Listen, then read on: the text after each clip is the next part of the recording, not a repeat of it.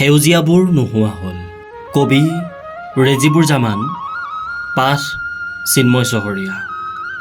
পথবোৰ বহল হ'ল, দাঁতিৰ সেউজীয়াবোৰ নোহোৱা হ'ল। সেউজীয়াৰে ভৰা পাহাৰবোৰে সলালে বৰণ, বনৰীয়া হাবিবোৰ খৰচীয়ালৈ হ'ল পৰিৱৰ্তন। নদ নদী পাহাৰ হাবিৰ সেউজীয়া সোণোৱালী শস্যৰে ভৰা আই অসমীৰ পূৰ্বৰ সেউজীয়াবোৰ সোমাল কাৰোবাৰ পকেটত। সেয়ে এতিয়া আই অসমীৰ বুকুত প্ৰবাহিত মৰুৰ উত্তপ্ত তাপ প্ৰবাহ। কৃত্ৰিমতাৰ গ্ৰাসত গ্ৰাসিত আমাৰ জীৱন। সকলোকে লাগে মাথো ধন দৌলতৰ সাম্ৰাজ্য।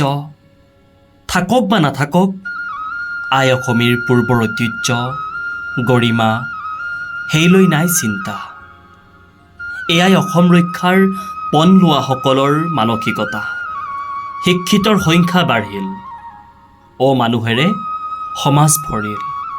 মানৱতা নোহোৱা হ'ল, নিজৰ পথ সুগমৰ স্বাৰ্থত আনৰ জীৱন ধ্বংস কৰিবলৈ কুণ্ঠাবোধ নকৰা হ'ল।